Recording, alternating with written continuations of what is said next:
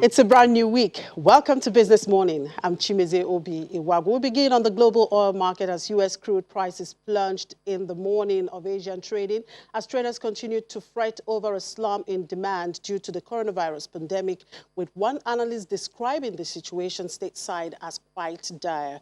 Prices on the May contract for West Texas Intermediate crude futures tanked by nearly 19% to $14.84 per barrel earlier in the day. WTI had fallen to $14.47 per barrel, its lowest level since mid-March 1999, when it traded for a low as $14.40 per barrel. Meanwhile, international benchmark Brent crude futures edged 2.42% lower to $27.40 per barrel.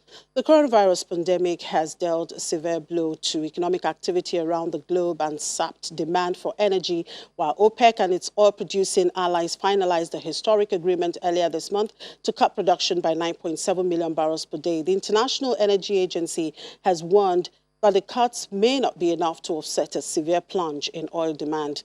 The demand at near paralysis, oil and fuel tanks around the world are close to brimming, stark evidence of the global glut and a function of the contango structure of the futures market, where contracts for later delivery trade at a premium to the front month.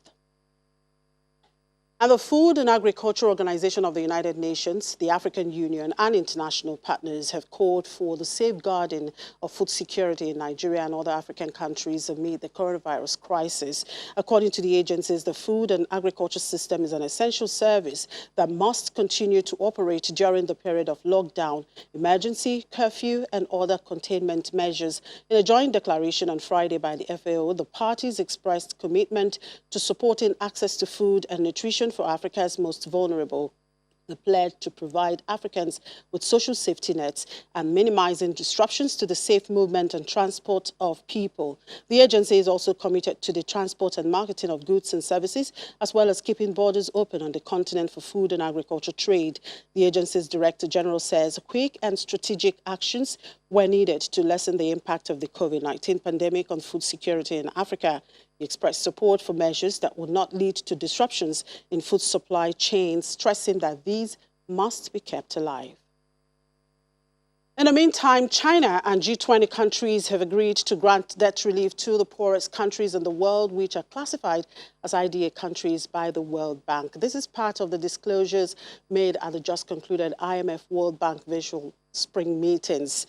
According to the World Bank president, surveyed malpass countries such as Nigeria and Pakistan are IDA eligible based on per capita income levels and are also credit-worthy for some IBRD borrowing. They are referred to as blend countries. IDA countries are those with per capita income below an established threshold.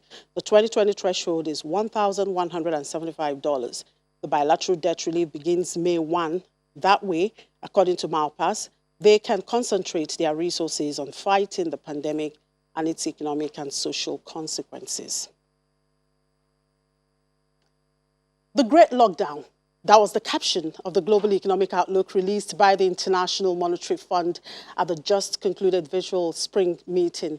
The IMF sees the global economy contrasting by 3% this year as countries around the world shrunk at the fastest pace in decades. The IMF described the global decline as the worst since the Great Depression of the 1930s. It said the coronavirus pandemic had plunged the world into a crisis like no other. The fund sees sub-Saharan African economy dipping by 1.6%, and Nigeria's economy is expected to contrast to 3.4%. The Visual Spring meeting of the IMF and World Bank has ended with a call for all hands to be on deck towards tackling the invisible enemy. All right, joining me now is an economist and the chief consultant at B. Adedipe Associates, Dr. Biodo Adedipe. Good morning, Dr. Adedipe. Thank you for joining us. Thank you and good morning. Right. A world divided by hope and fear. Would that be an appropriate description of what we're seeing in the global economy and, of course, Nigeria in particular? Well, indeed, it's an apt description of what is happening today globally. And for media organizations like yours that have been tracking developments around the world, we notice that instead of countries uniting to fight a common enemy, most of them have been developing strategic initiatives that look more inwards at themselves. So which makes it appear like everyone to himself and God for us all. And that's a problem. It's a big problem, a big problem. And why I say that is this. To solve a problem of this nature requires man's creativity to be drawn across the board. And that means every hand must be on deck. And an easy illustration of that is just two things, okay? One is the news report on Friday that there were, as at that date, at that time, 94 trials ongoing on COVID-19 vaccines. Vaccine, yeah. And unfortunately, these scientists all over the world, and they are not working together as a team. So everybody's working in a silo. One released by Gilead, and then I saw another one, blood, by those who have recovered. Exactly. Just so, and then, of course, we come to the economic strategic initiatives. Everybody is looking for, let me try this and see whether it will work. So there's no clear direction in terms of, this is what we are doing that is working. I want that for everybody to look at it. So are you saying it's a kind of a trial and error here? More or less. In fact, what I call it is pragmatism at the height of it, which means I'm looking for how to survive this. So it's a survivor game. So, and you see the way people come up with ideas. Okay, we tried this. It seems not to be working. Let's try something else. And that has been the pattern. But what this also underscores is the peculiarity of every society. And that is why Nigeria, for example, cannot take wholesome strategy applied elsewhere and bring it home here. We must recognize our own lockdown. Exactly. So the lockdown should be addressed differently than what is done in European countries, in the Americas. When you talk about differently, yes, how differently can Nigeria actually apply this lockdown? Because, I mean, this is a health issue that we are talking about. Yes. And the virus itself is not moving. Rather, people are moving it. And that's why, I mean, every country seems to say, okay, you stay home. Right. Now, I will put it in 4 perspectives. Right. It started as a health crisis. From health crisis, it became economic crisis. And then from economic, it became humanitarian crisis. But now we are seeing the phase of security crisis arising from that. So in which case, if you are looking for a holistic approach to this, it means you must strike a balance between handling the health crisis and also dealing with the economic crisis so that you minimize the humanitarian and, of course, the security crisis that can also, it can snowball into, which we have already seen happening in Nigeria here. So and what that will mean then is you take account of the structure of your own economy and ask yourself, what percentage of our economy is informal? And we are talking there of people who who have no surplus or reserve to start with. Then secondly, they live on what they make on a daily basis, maybe the ones who can stretch on a weekly basis.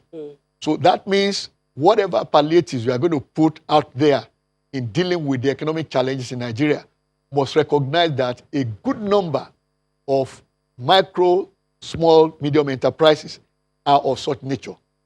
And so to that extent, how do we intervene to ensure that we don't compound the already high unemployment rate and also at the same time balance the various issues in terms of the macro challenges we face? Now, okay, talking about palliatives, we've seen what the federal government and, of course, different institutions have been doing. That's right. Making contributions in terms of food, in terms of money, to support the vulnerables. That's but then right. one would ask, who are these vulnerable? How do you capture these vulnerable? What data is in place to know who these vulnerables are? All right. Thank you so very much. Now, it is nothing so difficult, okay? Because oftentimes we say there's no data in Nigeria, but I always differ when it comes to that. There's a whole lot of data in Nigeria. It's about going to where that data exists, and there's a whole lot we can do with that. And this is how we approach it. If we use an example of Lagos State government, for example, they have a map of where the slums are in Lagos and how many they are. And that's a starting point. We know where the slums are, and we know how many the slums are. We can do a plan that targets those that are in the slums. But are we doing it? That's the issue. So that's number one. Now, secondly, is the fact that we also have a good idea as to which ones are real micro enterprises. Data exists in Nigeria on those, unless we want to deceive ourselves. We have close to 1,000 microfinance banks. They have customers, they call them clients in their sector. So, and if you look at the clients of those microfinance banks, that gives a pointer to micro enterprises. Those who don't borrow so much in order to survive and drive their trade or business, as the case may be. So there's access to those through those microfinance banks. So if we really want to intervene at what you call the bottom of the pyramid, it is such data that we can rely on and work with. Now, beyond that also, because I've not had any discussion in this direction. Now, if government wants to provide palliatives through the tax system, a lot of analysts have been talking about, suspend the new tax, stipulations and requirements in the Finance Act. I will go a different way with respect to that. We have record and data of corporate entities in Nigeria that have been paying taxes. We know that for 2019, for example, most companies have not even audited their accounts, let alone make their filings. But we can rely on data of taxes paid in 2018 and then make a decision that, look, a certain percentage of taxes paid by those corporates in 2018, we are going to credit those companies with. Either I want to do it as a grant or as a loan. But what that will do for such entities is that they won't need to sack their employees. So the essence of such intervention is to keep the employees still on the payroll. So what that does is to address the issue of not compounding unemployment, but at the same time ensuring they have resources that can make them respect the lockdown. That's part of the peculiarity. Now, lockdown becomes effective if people have food at home. The only reason people will leave their homes is because they need to get food. So if we therefore can make good use of the information available, and there's a whole lot, and I will say this, I was privileged some 12 years ago to write the business plan of the current National ID Card project. And that was when I discovered that there's data on most Nigerians. But the data there were in silos. And the essence of the concept of the National Identity Management Program is to pool those data. Banks have data on their customers. Now, the telecoms companies have data on their subscribers. You have a driver's license. Your data also exists with federal road safety. You were captured in the census of 2006. Your data exists with National Population Commission. Now you are registered on the National Health Insurance Scheme. Your data also exists with that entity. So there is data in different places in Nigeria. We call it disparate data. All of these can be pooled and we can make use of them to actually identify and reach those that need support in terms of palliatives. All right, let's look at these projections Yes. by the IMF. 3% contraction for the global economy, 1.6% for sub-Saharan Africa. Now, do you think this might just be too optimistic than reality? In my view, I think the 3.4% for Nigeria is optimistic. And I will give my reason for that. Now, I did a profile of year 2020 for Nigeria. January, February, it was business as usual. Yes, I March remember your projection was 2.45, between 2.45 exactly, and 2.55. for the year. Yes. Now, at the time, we never envisaged COVID-19. Absolutely. Now, COVID-19 has changed the various dimensions and the issues you consider in making projections. So I'm now looking at the reality of March, we began lockdown. April, full lockdown. All right? May, most likely, we still experience lockdown to some extent. Reopening of the economy, possibly in June, gradual. We'll still be reopening the economy in July. Maybe by August, we open the economy.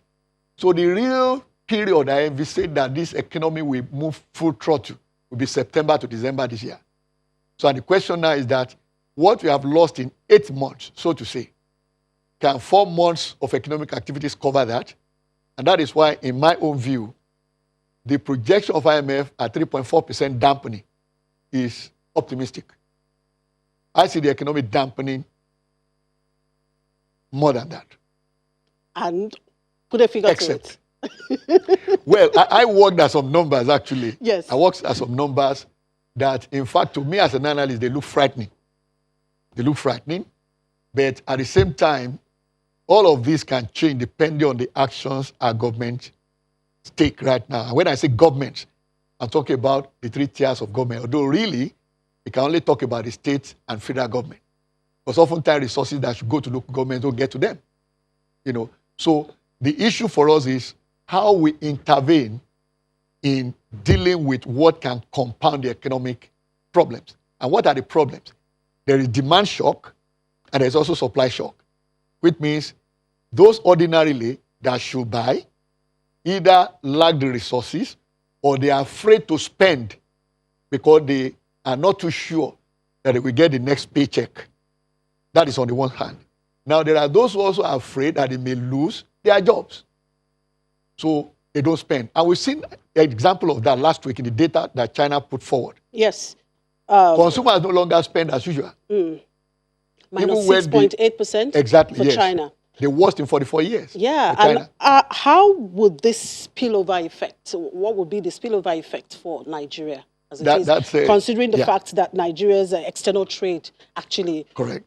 From China. Yes. Yeah, and China supports most of our infrastructure development. Yes. Yeah. It's a major issue for Nigeria because if you look at our external trade on both sides of imports and exports, check the top 5 or stretch it to top 10 in the last 8 quarters. You will see China there, which means China is a major trading partner for Nigeria. So whatever affects China, therefore, we have a spillover effect on Nigeria. That's on the one side. The other side to it is, as you mentioned, infrastructure development. The major renewal of infrastructure in Nigeria that is happening in recent times is driven largely by funds from China. But one window that appears positive for Nigeria in all this is the decision of IMF and World Bank in terms of cancellation of debts. And Nigeria fell into that 2 of the groups that will qualify for such intervention, as an oil exporter and also as a middle-income economy. So if you look at any of those 2 groupings, Nigeria will benefit from that. So that immediately takes off over $9 billion, shaves off Nigeria's current external debt. Okay? And of course, there's still a lot more expected. China, of course, with the G20, again agreed they're going to bring some relief. So if that also happens, Nigeria may get some relief there. The issue now will be, how do we ensure this economy doesn't go all the way down? That's why I said what we expect is a function of what the government does. And there are 4 planks to that. There's the health issue, first and foremost. We must put resources into that sector to ensure that we do more testing, because that is a major issue now in reopening economies that closed earlier than us. Okay? We do more testing for COVID-19 to ensure that people that come out and start running normally have been proven to be negative. That's the science side to it. Then, of course, when it comes to the economy itself, there has to be fiscal intervention. That's fiscal stimulus. I mentioned the way we can do it creatively by looking at companies that pay taxes and say, okay, let's give back to them. It's not a matter of don't pay tax. You can't pay tax from what you don't have because you are not working now, you are not earning money. So where will you get the money to pay tax? So it should be about putting money back in the hands of those companies so that they can survive this period. So that is fiscal. Now, central bank has done a good job in terms of coming forward, and that's the monetary side to it, intervention as well. So that's why I said at the beginning, all hands must be on deck. So all of this must be coordinated and also confront this particular problem frontally. It's not a time for political, playing politics and all the rest of it. It's about survival and getting the economy back on its feet. All right, Dr. Adedipe, just hold your thoughts there. We'll be back with this conversation. So this conversation will continue after the break. Just stay with us.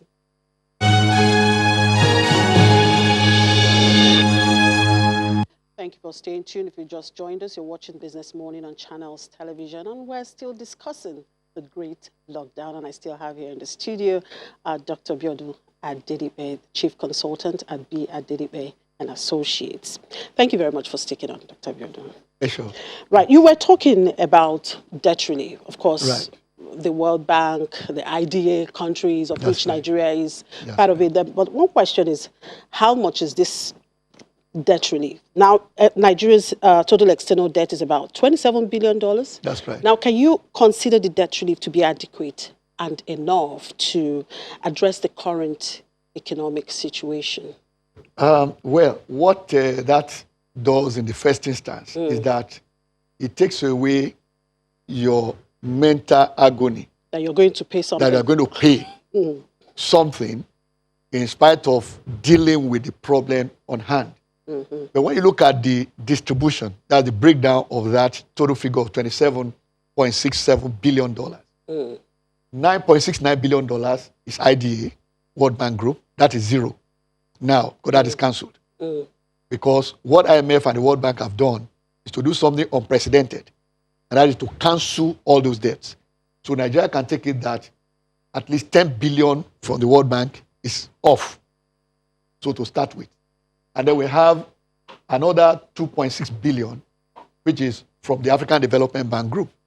Okay, an appeal also has gone to them to look at what IMF and World Bank have done and see what they can also do with respect to the countries that owe them, especially the least developed countries, medium income countries that are vulnerable, and also the oil export countries. And of course, a number of resource dependent countries as well.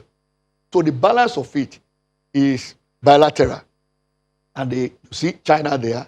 China accounted for about $3.17 billion. And of course, France, Japan, India, and Germany. Now, all of these also are within the purview of China and G20. Okay? So which means there's the likelihood that the benefit Nigeria will derive from this debt relief will be so huge, and therefore free resources that ordinarily would have gone into debt servicing. And in any case, like I said, the first thing is that you don't need to think about it, so that I can focus on where the problem is.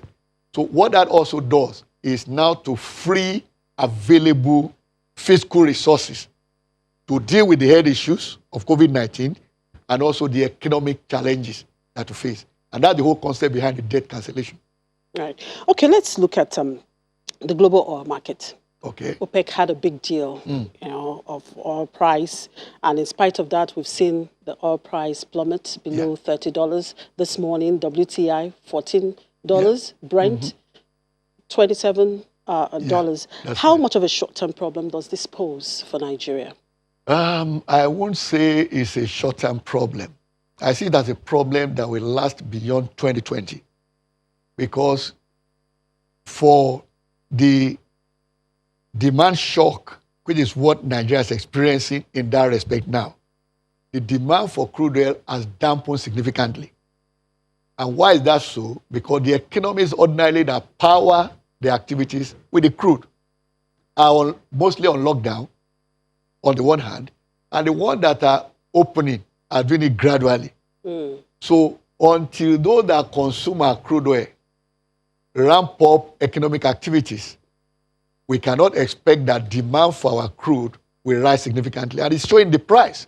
As at Friday, the indicated price for Nigeria's premium crude burning light was between $12 and $13 per barrel. So what that means is that if we begin to think in terms of fiscal management now, we should take our minds back to 1999, when the price of Nigeria's crude was about $10 per barrel. So in which case, what kind of plan must we put in place today that will make us survive fiscally, with the price of crude oil at that kind of level? So it means the assumption that we drop the price to $30 per barrel in reworking or remodeling our budget for this year, we have to look at it all over. Because even as now, the Nigerian crude oil is, they are barely being sold. Exactly. Yeah. In fact, that is why the price is so low. Even though it's a premium quality, but in order for you to get it out for the little supply in the market to absorb our own, we have to drop the price significantly. But the challenge there again is location. All right? Here we are, and supply chain disruptions have happened all around the world. So in which case, where high demand for crude oil, the closer the source of supply is to me, the easier it is to work it through the existing supply chains. So even though it may be lower in quality compared to Nigeria's crude, I might likely make that choice. And that is one of the challenges facing Nigeria. But don't forget also, in the light of OPEC Plus agreement of last week, the allocation to Nigeria, the quota, is now 1.4 million barrels per day.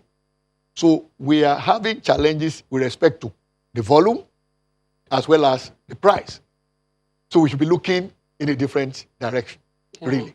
All right. So in all of this that you've said, what can be done in the immediate, to put, the immediate and fundamentally put some of these external sectors in equilibrium? Because from what you have said, Nigeria's external balances have become more vulnerable to, external shocks. We have our external reserves below at $34 billion.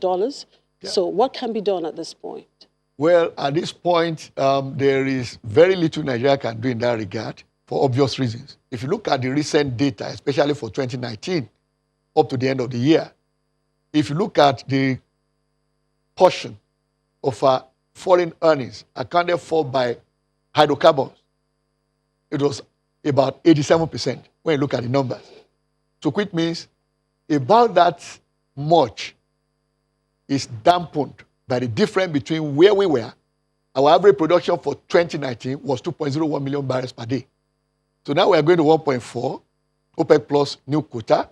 And of course, it is out of that you export anyway.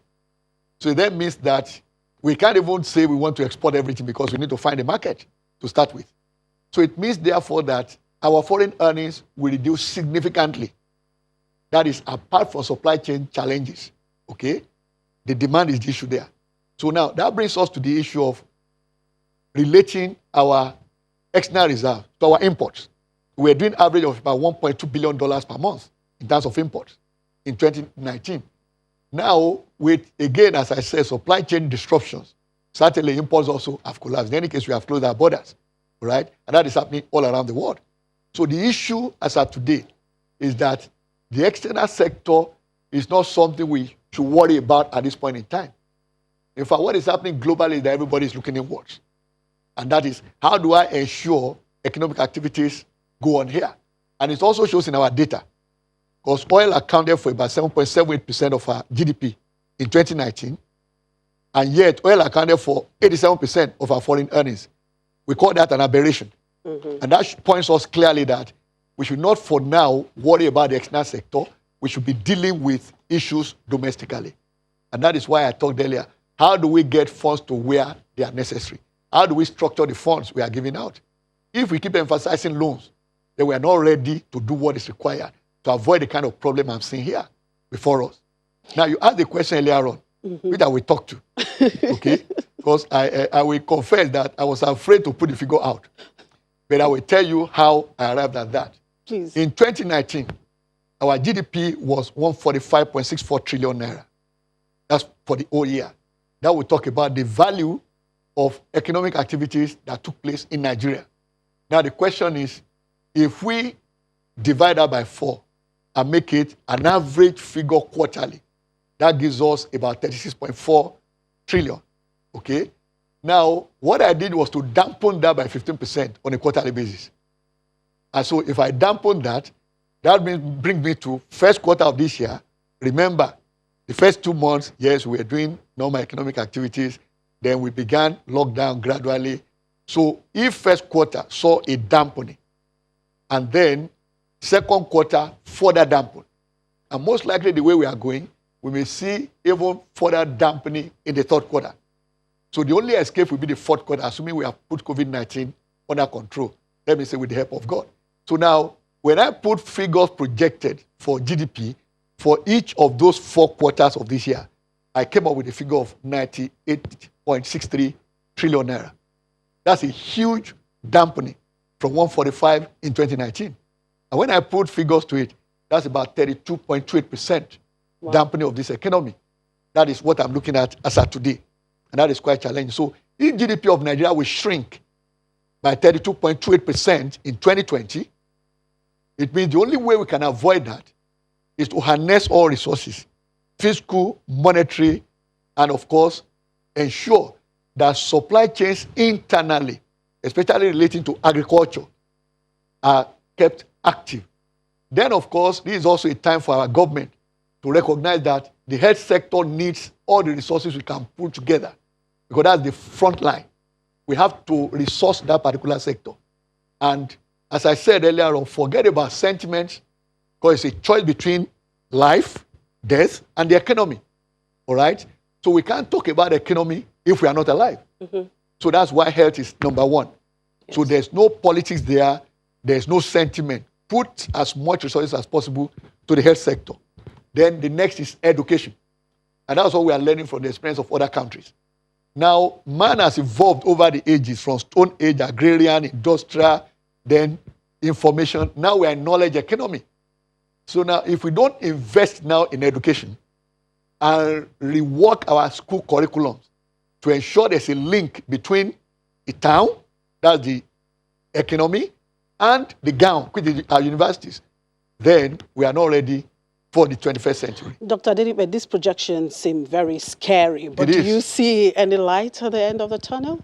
Well, the only way there'll be light in the tunnel is if government intervenes in a creative way. I made a suggestion earlier, okay? If you look at SMEs, for example, they account for 48% of our GDP. Yes. And that's a huge number. So if those SMEs don't collapse within this space of 6 months, that COVID-19 will impact our economy severely, then we have chances of avoiding this dismal projection that I made. Right. Thank you very much for your time, Dr. Adedipe. Dr. Biodun Adedipe is the Chief Consultant at B. Adedipe and Associates.